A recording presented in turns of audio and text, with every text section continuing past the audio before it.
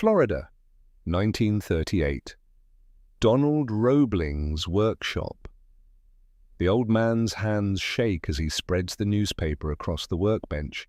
The headline reads, 10 years since Lake Okeechobee, 1,800 dead. Wendell Hargrove, 30 years old, watches from the doorway. He's been working with Roebling for 6 months now, but he's never seen the inventor like this. Roebling doesn't look up. His voice cracks. They drowned in 3 feet of water, Wendell. 3 feet. The levee broke at 2 in the morning. No boats could reach them through the sawgrass. No trucks could drive through the mud. They just drowned. Mothers holding babies, old men clinging to tree stumps. Wendell steps closer. The workshop smells of grease and welding flux. In the corner sits Roebling's obsession, a steel box on tracks, half-finished, covered in blueprints and discarded parts. The alligator, he calls it. A machine that can swim. Is that why you build it? Wendell asks. Roebling finally looks up. His eyes are wet. I build it so no one ever drowns waiting for rescue again. Wendell walks to the alligator prototype. He runs his hand along the cold steel hull. The tracks are massive, designed to churn through swamp mud, but the hull is open-topped. The engine sits at the rear. There's no ramp, just high walls soldiers would have to climb over. Mr. Roebling, Wendell says quietly, if you want to save people, this needs to be perfect. The old man nods. Then make it perfect, son. I'm too old, but you're not. 5 years later, Food Machinery Corporation, Dunedin, Florida. August 1943. The telegram sits on Wendell Hargrove's desk, 4 years old now, edges worn from handling. Constance Marie Hargrove, complications during childbirth, deceased August 12, 1939. Infant son Everett survived. 4 years of raising Everett alone while designing landing vehicles for a war he never wanted to touch. But now he touches it every day. The LVT-1, they call it. Landing Vehicle Tracked Mark I. Based on Roebling's alligator, but rushed into production after Pearl Harbor. Wendell walks the factory floor, watching 200 workers bolt steel plates onto hulls that look nothing like what Roebling dreamed of. The design is wrong. He knows it. Everyone knows it. The engine still sits at the rear. Troops still have to climb over 4-foot walls to get in and out. In training exercises, Marines take 40 seconds to load. 40 seconds under fire is a death sentence, but the contracts are signed. The factories are running. 800 LVT-1s delivered to the Pacific, and then Tarawa happened. Wendell stops at the bulletin board. Someone pinned a newspaper clipping there yesterday. Bloody Tarawa, 1,500 Marines dead in 76 hours. The photograph shows corpses floating in the lagoon, Marines draped over the sides of LVT-1s, shot while climbing out. His hands clench into fists. Mr. Hargrove? He turns. A young woman stands behind him, maybe 25, wearing coveralls and holding a clipboard. Her name tag reads, Adelaide Hargrove, Junior Engineer, his sister, the only family he has left besides Everett. Adelaide, bad, he says. What is it? She glances at the Tarawa clipping, then back at him. The brass wants to see you. Conference room. Now. The conference room, 15 minutes later. 6 men in military uniforms sit around the table. At the head sits Colonel Samuel Rawlings, Marine Corps liaison to FMC. Rawlings has the look of a man who's seen too much. Hollowed eyes, graying temples, hands that never stop moving. Mr. Hargrove, Rawlings says, no preamble. You designed the rear-loading variant, LVT-4. Wendell nods. I submitted the proposal 9 months ago. You rejected it. Cost overruns, retooling the entire production line. 40% increase in unit price. Yes, sir. Rawlings slides a folder across the table. Wendell opens it. Photographs spill out. Dead Marines on Tarawa Beach, burning VT-1s, bodies still inside vehicles, trapped because they couldn't climb out fast enough. "We were wrong," Rawlings says quietly. The room goes silent. "We need the LVT-4. We need it in 6 months. We need 800 units minimum." Rawlings leans forward. "Can you do it?" Wendell looks at the photographs. A boy, maybe 19 years old, slumped over the side of an LVT-1, bullet holes in his back. He was climbing out when he died. "I can do it," Wendell says, "but I need full authority, no interference, no budget cuts, and I need my own team." "Done." One of the other officers clears his throat. "Mr. Hargrove, you understand the timeline is aggressive. I understand men are dying because of bad design. That's all I need to understand." 6 months later, February 1944, Eglin Field, Florida. The first LVT-4 sits in the testing pool. Wendell stands on the observation platform, watching. Beside him, Adelaide takes notes. Below, in the driver's compartment, a young Marine sergeant named Jimmy Kowalski grins and gives a thumbs up. The engine roars, the tracks bite water, the LVT-4 surges forward, making 7 miles per hour across the pool. This is the moment. The rear ramp. 30 Marines wait on the far bank. The LVT-4 beaches. The ramp drops. Boots hammer steel. All 30 men pour out in 18 seconds. 18 seconds, not 40. Adelaide scribbles frantically. "Jesus, Del, it works!" Wendell doesn't answer. He's watching Kowalski climb out of the driver's hatch, still grinning. The sergeant is 22 years old, from Louisiana swamps, grew up driving fan boats through a Chafalaya basin. Good man, fearless. But Wendell can't shake the image from the Tarawa photographs. That 19-year-old Marine shot while climbing out. "Run it again," Wendell says. They run it 12 more times. By the final test, 30 Marines load and unload in 14 seconds. Colonel Rawlings appears at Wendell's shoulder. "Approved for production. We're retooling 3 factories. Target 500 units by June." That night, Wendell drives home to the small house in Clearwater. Everett is 5 years old now, asleep upstairs, watched by the neighbor lady. He sits in the dark living room, Constance's photograph on the mantel. She never got to hold Everett, never heard him laugh, died so the boy could live, and now Wendell builds machines that let other boys live. He hopes that's enough. November 1944, the telegram arrives at dawn. Wendell is sketching cold weather modifications when Adelaide's car screeches into the driveway. She thrusts a telegram at him. "To Mr. W. Hargrove, FMC, Special Orders. Report. Scotland. November 18 for 6-month, Technical Liaison Detail. 79th Armoured Division, British Army. Honorary rank, Captain for duration, non-voluntary." Wendell reads it twice. 6 months? In England? Scotland first, then England. Adelaide's voice shakes. "Del, they can't do this. You have Everett. You can't just—" "Non-voluntary." He sets the telegram down. "They can, they are." She grabs his arm. "Fight it.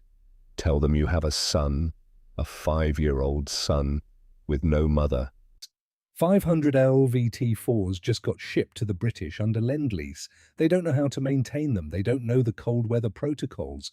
If those vehicles fail, then let them fail. You didn't sign up to save the British Army. Wendell pulls free.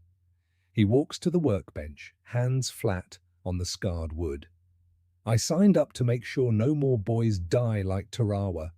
British, American, doesn't matter. If I can keep those LVTs running, I keep someone's son alive." Adelaide's face crumbles. "Del, he's 5. He needs his father. I'll be back before Christmas. 6 months, that's the order." She doesn't answer, just turns and walks out. Wendell climbs the stairs. Everett is exactly where he pictured him, cross-legged on the bed, rolling a wooden truck back and forth. The boy looks up, grinning. "Papa, you're up early." Wendell sits on the edge of the bed.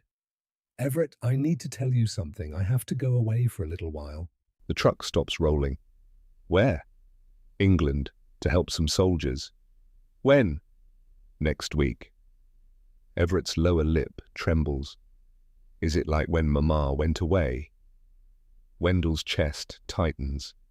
No, buddy, not like that. I'm coming back, I promise, before Christmas, and we'll get a big tree, okay? Everett nods, but he doesn't smile. Wendell pulls the boy into a hug. For a moment, he considers refusing the orders. Take the consequences, stay home. But then he sees the Tarawa photographs again. The 19-year-old Marine draped over the LVT-1 wall. Someone has to make sure that doesn't happen again, even if it costs him 6 months with his son. November 18th, 1944. Prestwick, Scotland. The transport plane touches down in cold rain. A British Army staff car idles nearby. A young lieutenant emerges, saluting. Captain Hargrove, Lieutenant Bexley, Major Fitzwilliam sends his regards. They drive 2 hours through grey countryside. The headquarters is a requisitioned manor house outside Edinburgh. Bexley leads Wendell through hallways that smell of damp wool and cigarette smoke. Finally, a closed door. Bexley knocks. Come. The office is Spartan, maps on the walls showing France, Belgium, Holland, and behind the desk a man who looks like he's aged 20 years in the last 5, Major Percy Fitzwilliam, 50 years old, thin face, sharp eyes, a scar running from his left ear to his jaw. Captain Hargrove. Dear, Fitzwilliam doesn't stand, doesn't offer a handshake. Sit. Wendell sits. Fitzwilliam studies him for a long moment. You're the engineer, the one who designed the rear ramp for the LVT-4. Yes, sir. Your government sent us 500 of your vehicles. Very generous. Fitzwilliam's tone suggests otherwise. Tell me, Captain, have you ever seen the English Channel in winter? No, sir. Have you ever seen the Rhine? No, sir. Then you have no bloody idea whether your LVT-4 will work in European conditions, do you? Wendell keeps his voice level. The LVT-4 is rated for 3-knot currents, sir. Operational temperatures from 35 to 110 degrees Fahrenheit. It's been tested in Florida swamps and Pacific lagoons, not in rivers that flow 6 knots when the Germans open upstream dams, not in water that's 2 degrees Celsius. Fitzwilliam stands, walks to the window. I was at Dunkirk, Captain, May 1940. We evacuated 300,000 men using whatever boats we could find. And do you know how many men I personally lost? No, sir. 218, drowned, shot while swimming, crushed between boats. Fitzwilliam turns. I will not lose men because your American swamp machine can't handle a German winter. Do I make myself clear? Crystal, sir. Good. You'll observe training exercises tomorrow at the River Meuse in Holland. That night, Wendell writes 2 letters, one to Adelaide. Arrived safely. British command is skeptical, will prove them wrong. One to Everett. Dear buddy, I miss you already. England is cold and rainy. I'll be back before you know it. Love, Papa. He seals them both, knowing Everett can't read yet. Adelaide will read it to him. Wendell lies in the narrow cot, staring at the ceiling. Rain drums against the windows. He thinks of Everett, 5 years old, 3,000 miles away, wondering when Papa is coming home. 6 months, he promised. He's going to keep that promise. River Meuse, Holland. November the 20th, 1944. Dawn breaks grey and bitter. Wendell stands on the western bank, watching 6 LVT-4s idle at the water's edge. The Meuse is 200 yards wide here, black as oil, moving fast. Lieutenant Bexley hands him binoculars. First battalion starts in 10 minutes. Watch the second one. Driver's Sergeant Alistair Drummond, Scotsman, fought at Tobruk, El Alamein, Sicily.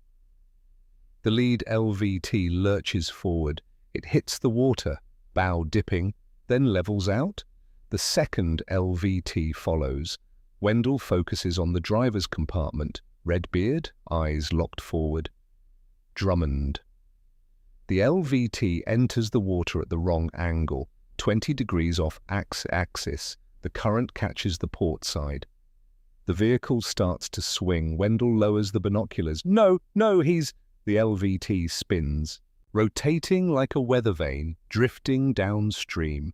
Drummond overcorrects. The vehicle slews sideways, broadside to the current, drifting 30 yards before he finally angles into the flow.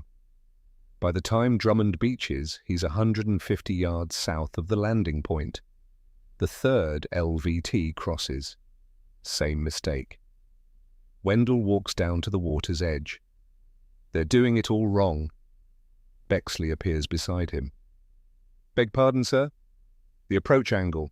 They're hitting the water like it's a beach. It's a river, moving water. You have to enter at 45 degrees upstream, let the current swing you parallel, then straighten out.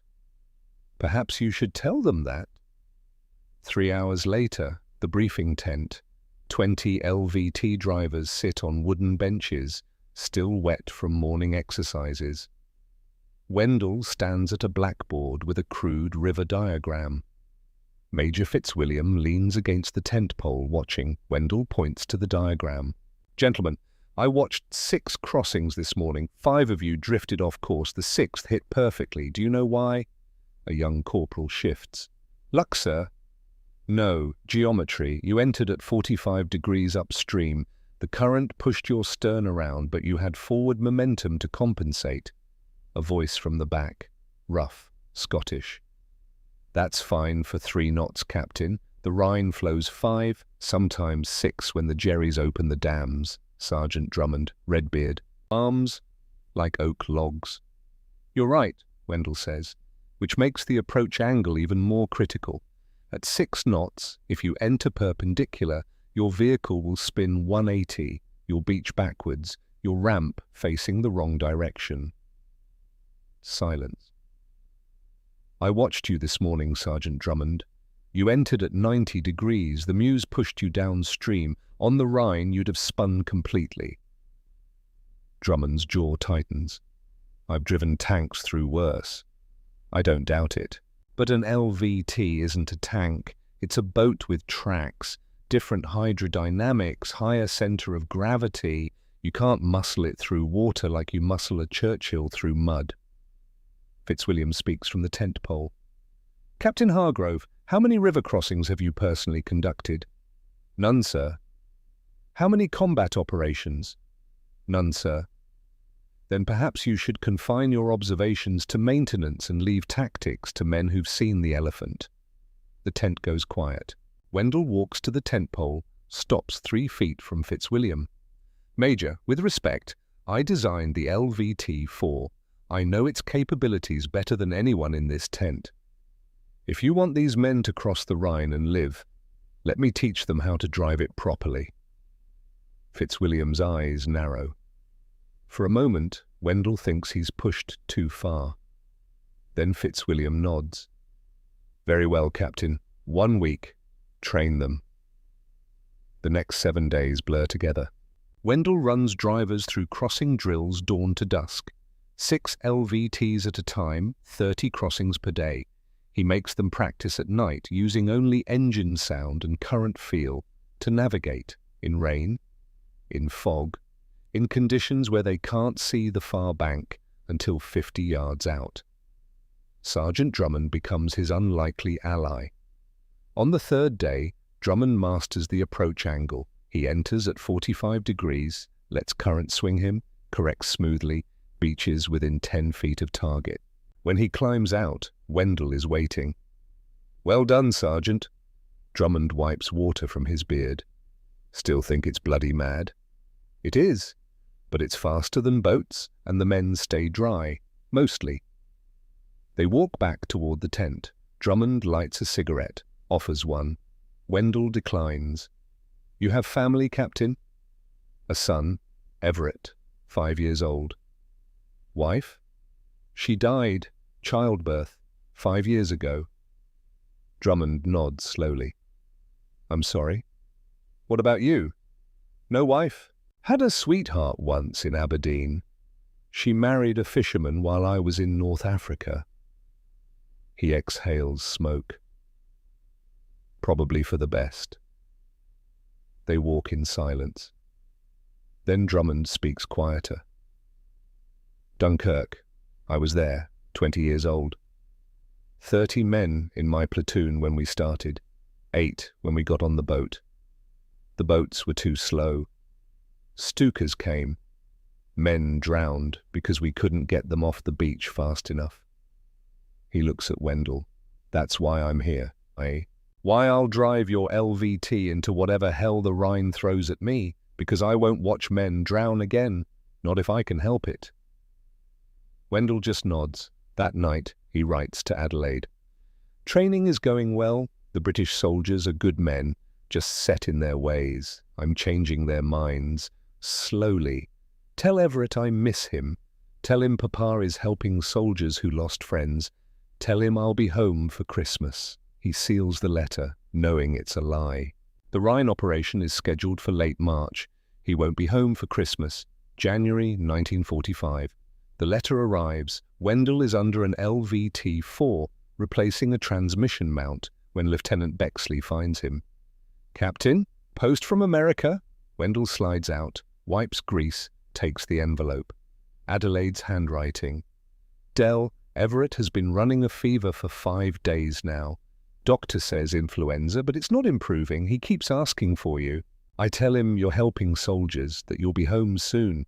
The doctor says he'll be fine. I'm sure he's right. But Dell, he's so small and the fever is so high at night. I know the work is important. Just write to him, please. Even if he can't read it yet, I'll read it to him. Adelaide Wendell reads it 3 times. He goes to his quarters and writes, Dear Everett, Papa misses you very much. I know you're sick, buddy, but you're strong. You're the strongest boy I know. The doctor is taking good care of you, and Aunt Adelaide is there. I'm helping soldiers here learn to use special vehicles that keep them safe. When I come home, I'll tell you all about it. Be brave for me, okay? I love you. Papa. He mails both letters that afternoon, then returns to work because if he stops, he'll think. And if he thinks, he'll break. February through early March. Training intensifies. Night crossings in freezing rain, crossings under simulated artillery fire, crossings with engines throttled down to mimic cold weather performance loss. Drummond becomes Wendell's right hand, teaching other men what he's learned. By mid-February, all 80 drivers can execute perfect approach angles. Adelaide's letters continue. February 3rd. The fever broke. Doctor says he's out of danger. He's weak, still coughing, but he's going to be fine. Thank God. February 18th. He drew you a picture today. A boat with wheels. I think he means the LVT from the newspaper photo I showed him.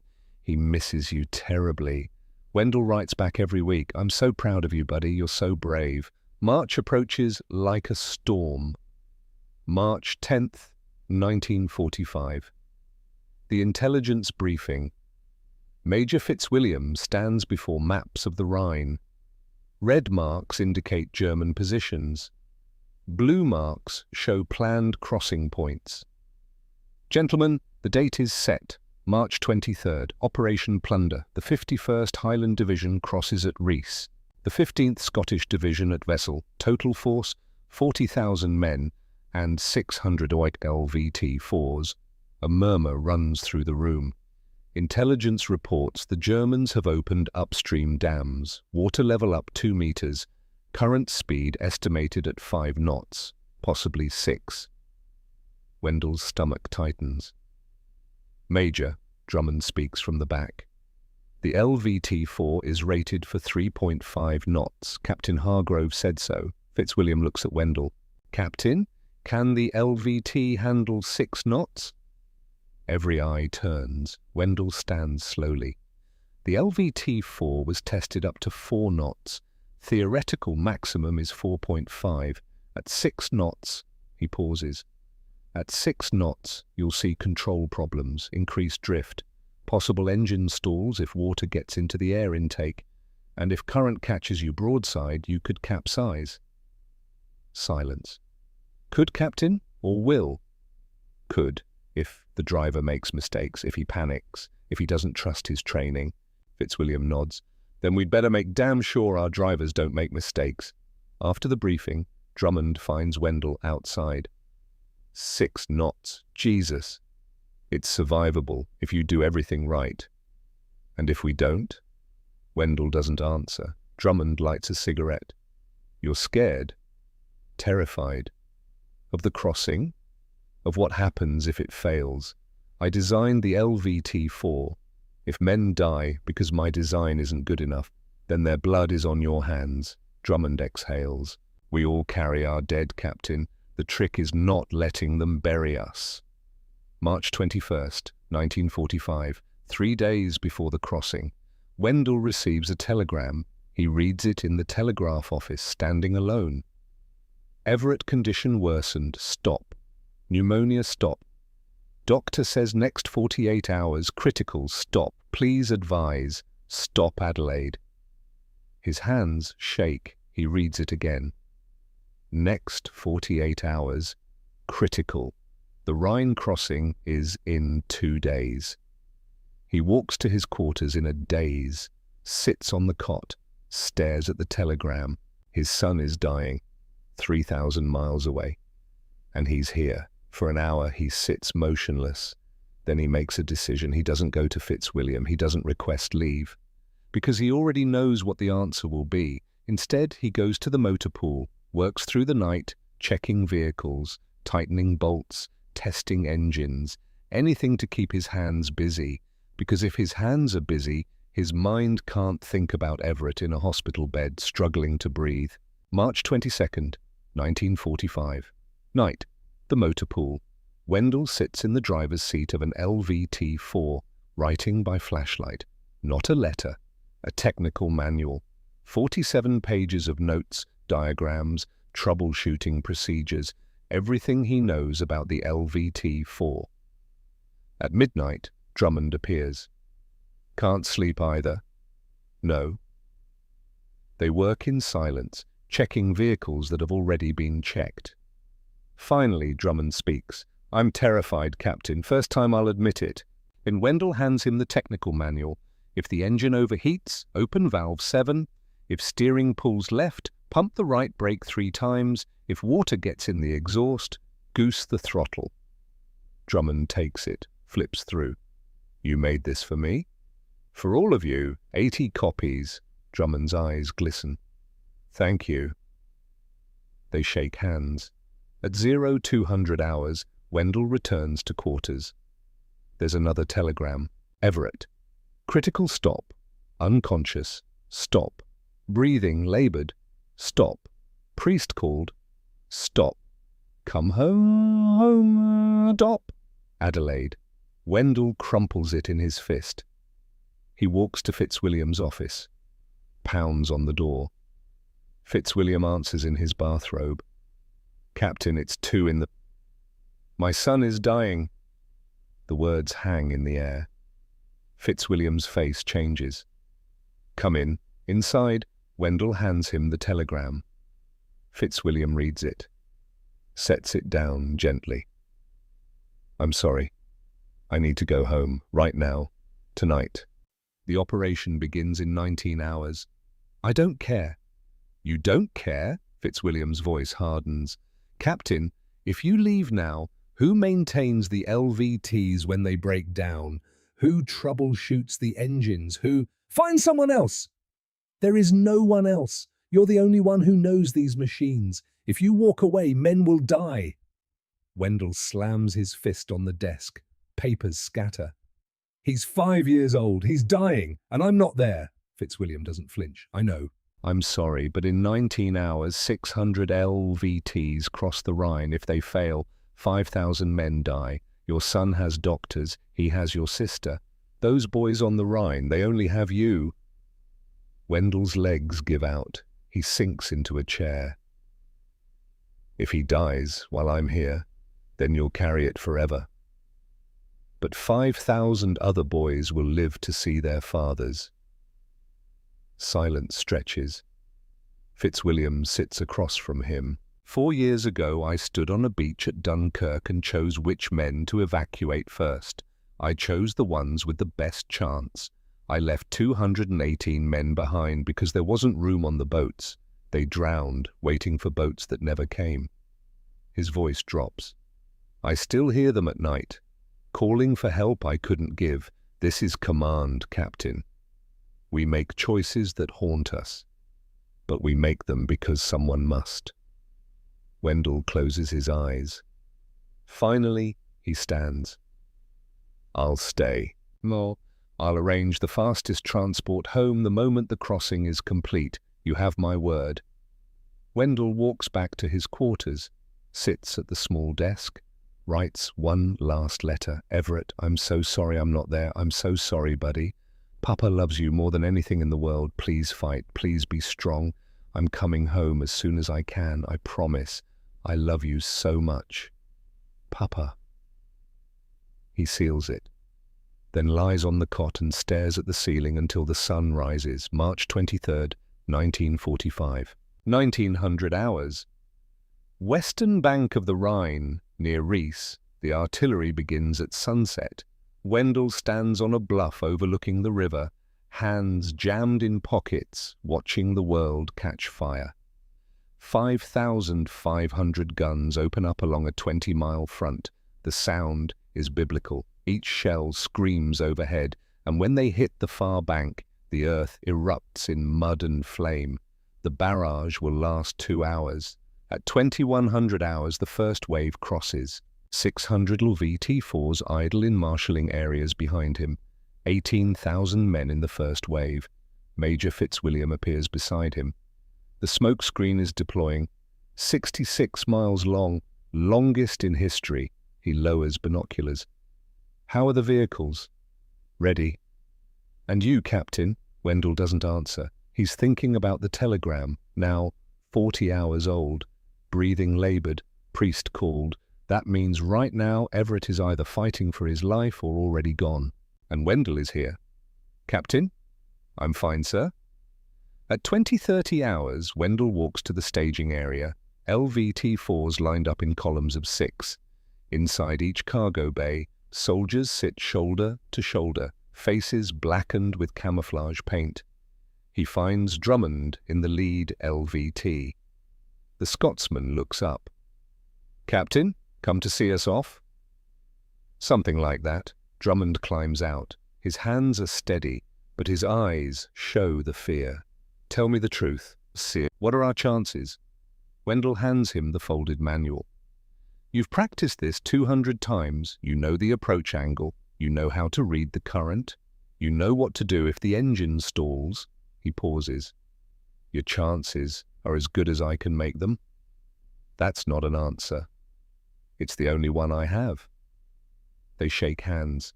Wendell moves down the line. At the 5th LVT, he finds a young driver, pale as milk, hands shaking. First time? Wendell asks. The kid nods. What's your name? Callahan, sir. Private Callahan. Where you from? Boston. Southie. You know how to drive this? Yes, sir. Sergeant Drummond taught me. Then trust your training. Trust the machine. It'll bring you home. Callahan swallows. My kid brother, he's 9. He thinks I'm a hero. I don't want to let him down. Wendell's chest tightens. He thinks of Everett. You won't. Just do what you've been taught. 2,100 hours. The crossing begins. The artillery shifts to smoke rounds, laying a grey curtain across the river. Visibility drops to 50 yards. The first column moves forward. Wendell watches from the command post. Radio operators call out reports. Column 1 entering water. At midpoint. Beached. All 6 vehicles. No casualties. Troops deploying. The command post erupts in cheers. Fitzwilliam exhales. Column 2, you are clear to proceed. Drummond's voice crackles over the radio, steady despite engine roar. Column 2 entering water. 28 souls aboard. See you on the other side. Wendell grabs binoculars, but the smoke is too thick. Just grey fog and occasional muzzle flashes. The radio operator calls time. Column 2, 30 seconds, 1 minute, 90 seconds. 4 minutes, that's how long it should take. Column 2, 2 minutes, 3 minutes. Wendell's hands tighten. Column 2, 4 minutes. Come on, Drummond. Column 2, 4:30. Something's wrong. Column 2, do you copy? Static. Then Drummond's voice, strained. Column 2 Alpha reporting, we're across. Ramp down, but 2 Bravo is in trouble. Fitzwilliam leans over. What kind of trouble? Engine overheating. He's losing power. Currents pushing him downstream. Wendell grabs the microphone. 2 Bravo, this is Hargrove. Open valve 7. Port side of the engine block. Do it now. A different voice, younger, panicked. I can't find it. There's smoke. Red valve, port side, third from front. Turn it counterclockwise.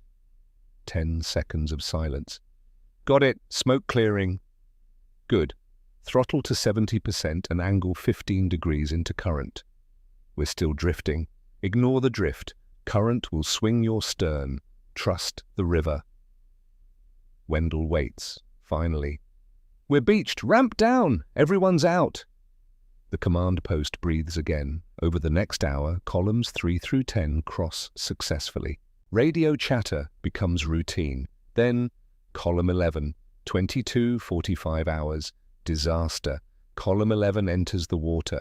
6 LVTs, 180 men. The radio erupts.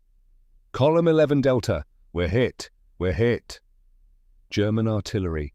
An 88mm shell, fired blind, strikes 11 Delta amidships, punches through armor, detonates inside the engine compartment. Massive explosion. Wendell runs to the bluff's edge. Through a gap in smoke, he sees it. The LVT burning, dead in water, drifting downstream. Stern engulfed in flames, bow low, already flooding. 11 Delta, report! Engines gone, fire in cargo bay, taking water. 30 men trapped, the rear ramp jammed by twisted metal. Fitzwilliam grabs Wendell's arm. Can they get out? Not through the ramp. The bow hatch, maybe. How long before she sinks? 2 minutes. The radio. Bow hatch is stuck. Wendell runs, down the bluff across mud to where a motor launch is tied. A Navy lieutenant mans it. Start the engine. Sir, we can't. The Germans... Wendell shoves him aside, yanks the starter cord. The outboard coughs, catches. He throws off the mooring line and guns the throttle.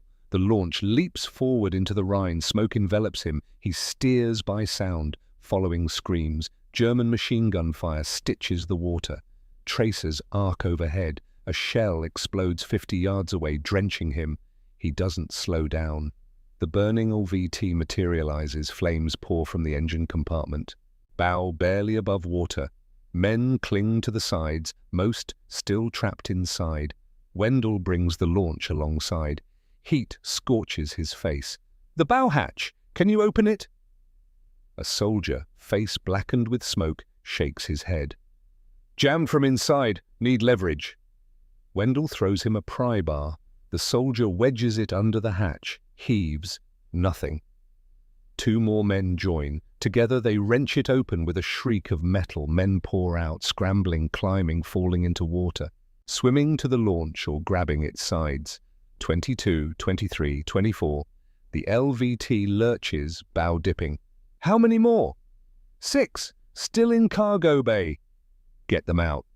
Ramps jammed. Can't reach them. Wendell looks at the burning wreck. Cargo bay completely engulfed. If there are 6 men still there, they're dead or dying, but he hears them, screaming, pounding on the jammed ramp. He makes a choice. Wendell ties the launch's tow line to the LVT's stern cleat, guns the motor in reverse. The launch strains. The LVT doesn't move. What are you doing? Someone yells. Changing the angle. If I tilt the stern up, the ramp might swing free. He revs to maximum. The outboard screams. For 5 seconds, nothing. Then the stern begins to rise, just inches. The jammed ramp suddenly drops with a crash. 6 men stumble out, coughing, retching, uniforms smouldering. They fall into water and swim for the launch. Wendell hauls them in one by one. The last man, barely conscious, collapses in the boat. 30 men, all 30. The LVT gives a final groan and slides beneath the surface. Wendell races back toward the western bank, German fire crackling. He beaches hard. Medics rush forward. Fitzwilliam is there, face white. "Captain, you goddamn fool! You could have—" "They're all alive, sir, all 30. D." Fitzwilliam stares, then at the rescued men being carried away. Jesus Christ. Wendell sits hard on the muddy bank, hands shaking. A medic tries to check him. "I'm fine, check them." A radio operator runs up. "Sir, message from column 15, 3 vehicles with engine trouble requesting maintenance support." Wendell stands. "Where?" "Northern crossing point, 2 miles upstream." He's already moving. March 24th to 26th, 1945. 72 hours without sleep. The crossing continues for 3 days. Wave after wave. 600 LVT-4s making multiple trips, ferrying 40,000 men across the Rhine. Wendell becomes a ghost, moving from crossing point to crossing point, troubleshooting engines, transmissions, electrical systems. Hands black with grease, eyes red from smoke and exhaustion. Drummond makes 7 crossings. On the 5th, his LVT takes a mortar hit, blows a track. Wendell helps replace it in 45 minutes, working under sniper fire. On the 6th crossing, Drummond beaches, finds Wendell waiting with a fresh fuel filter. "How did you know I'd need this?" "Your engine was running rough last trip. Fuel contamination. Change it now or you'll stall next time." Drummond grips his shoulder. "You're keeping us alive." "Just doing my job." By March 26th, the numbers come in. 3,800 crossings. 38 casualties among LVT crews. 9 vehicles lost. The Rhine has been crossed. That afternoon, a convoy of staff cars arrives. Wendell is repairing an engine when someone clears their throat behind him. He turns. Winston Churchill stands there, cigar clamped between teeth, flanked by Field Marshal Brooke and Fitzwilliam. Wendell scrambles to attention, wiping grease on his trousers. "Sir, Churchill waves him silent. "Captain Hargrove, I'm told you designed the vehicle I'm about to ride across the Rhine."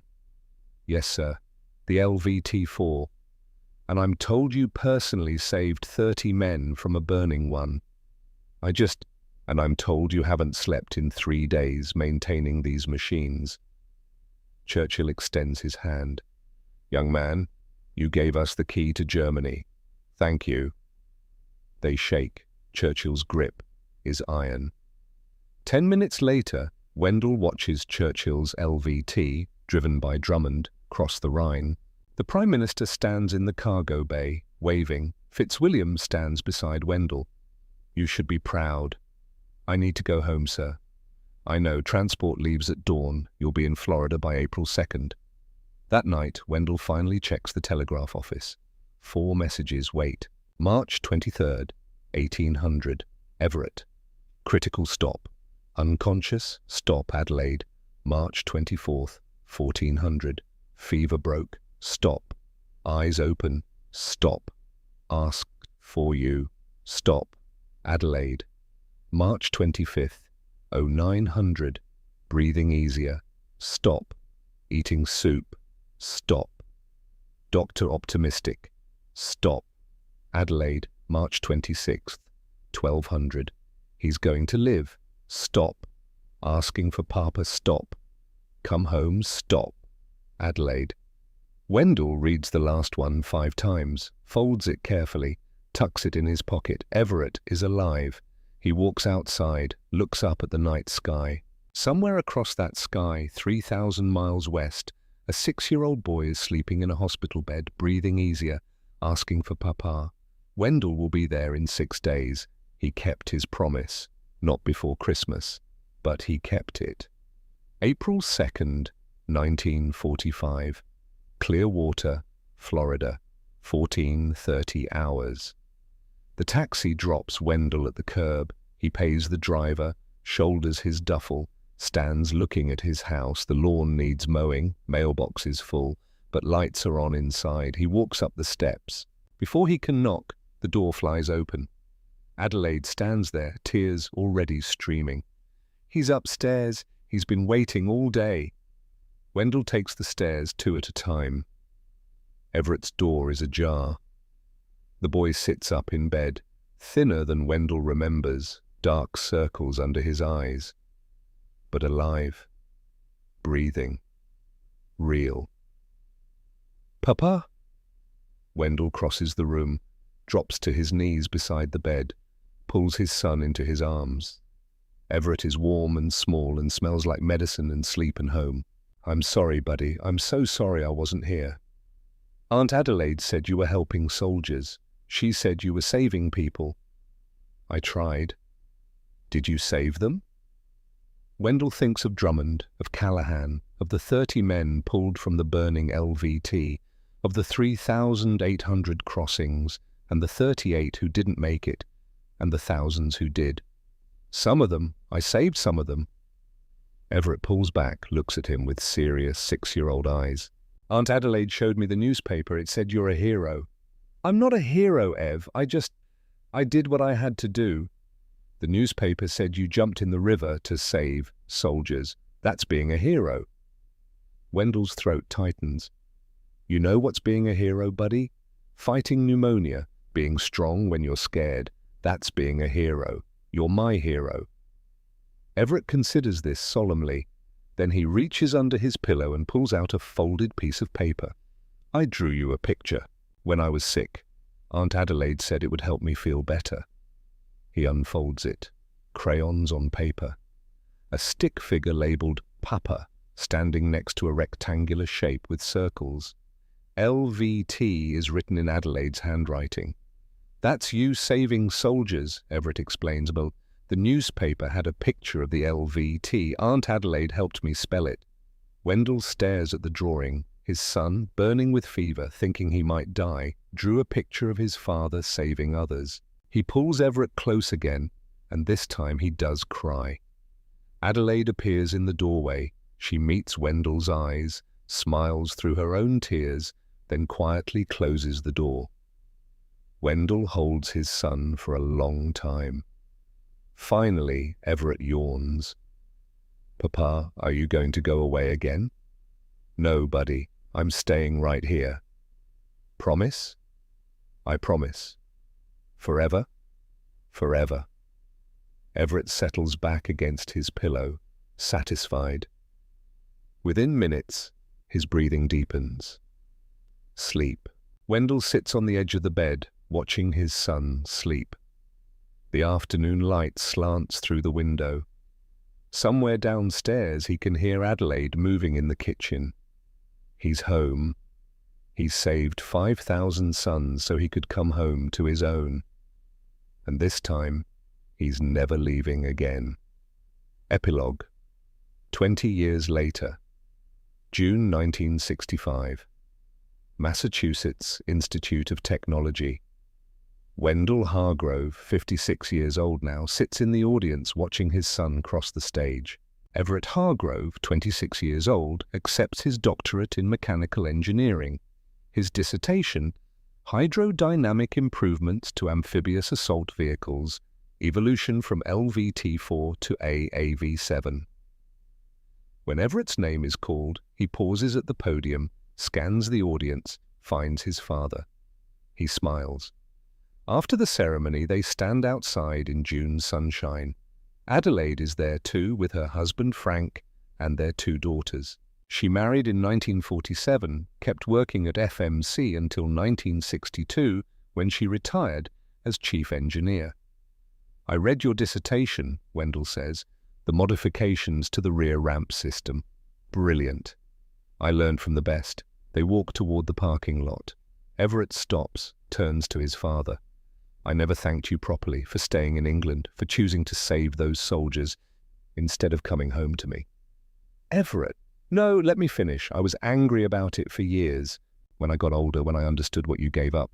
But reading the after-action reports, Seeing the numbers, 3,800 crossings, 38 casualties, you saved thousands of lives. He pauses, including Sergeant Drummond's. He wrote to you, didn't he, after the war? Wendell nods. For 20 years, until he died last year, liver cancer. He went home to Aberdeen, married his fisherman's widow after her husband died, had 3 children, lived a good life. Because of you? Because of the LVT-4, because of your Aunt Adelaide and Donald Roebling and Jimmy Kowalski and Colonel Rawlings and 100 other people who made it work. Everett smiles. You never could take credit, could you? I learned a long time ago that the best engineering is invisible. It just works. People don't think about it, they just come home alive. They embrace there in the MIT quad while overhead a plane traces a white line across blue sky. Adelaide joins them, slipping her arm through Wendell's. Papa would be proud, she says quietly. And Constance, they'd both be so proud. Wendell looks at his son, who is also looking at the sky, probably thinking about hydrodynamics and amphibious assault vehicles and ways to save lives with good design. Yeah, Wendell says, I think they would be. Final scene, 2021, Lincolnshire, England. The excavation team works carefully, removing mud from the buried LVT-4.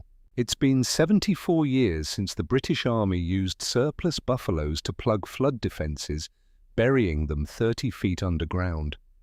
The lead archaeologist brushes dirt from the rear ramp, corroded but intact. She tests the mechanism, the ramp drops. After 74 years, it still works. Inside the cargo bay, she climbs in with a flashlight, sweeping the beam across the interior.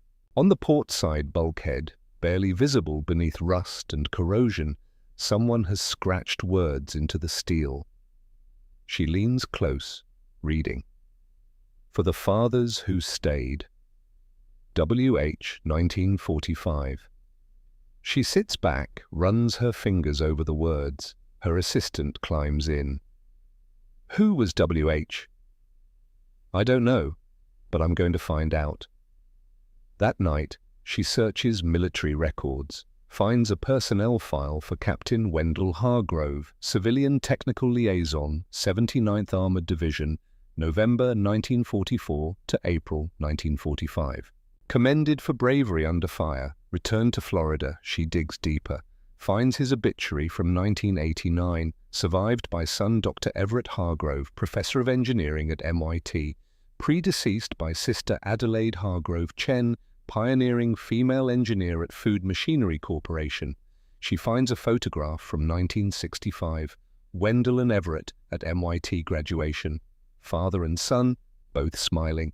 She prints the photo and tapes it to her office wall next to the photograph of the excavated LVT-4. 2 machines that saved lives, one built by a man who lost his wife, the other improved by a son who nearly lost his life, both functioning perfectly, decades after they were needed. That's what good engineering is, she thinks. It outlasts us, it saves people we'll never meet. It works even when we're gone. She thinks about the father who stayed when his son was dying, the choice that must have broken him, the 5,000 boys who came home because of that choice. The price of heroism, measured in days away from home. She looks at the photograph one more time, then back at the words scratched into the steel. For the fathers who stayed. And she understands, not just Wendell Hargrove who stayed in England, but all the fathers who stayed when they wanted to run, who chose duty over desire, who carried the weight so others wouldn't have to. She reaches out and touches the cold steel of the LVT-4's hull. Thank you, she whispers. The buffalo sits silent in its grave, waiting for a war that will never come again. But the words remain. Historical note. Between March 23rd to 26th, 1945, British forces using American LVT-4 Buffalo vehicles completed 3,800 Rhine crossings with only 38 crew casualties and 9 vehicles lost. the LVT-4's rear ramp design, developed by Food Machinery Corporation engineer teams in 1943, became the template for all subsequent U.S. amphibious assault vehicles. The AAV-7, still in service in 2024, uses the same basic rear ramp principle. Donald Roebling, whose Alligator rescue vehicle inspired the LVT series, died in 1959. The last known LVT-4 was excavated from Lincolnshire flood defences in 2021. The rear ramp still functioned, in memory of all the fathers who stayed.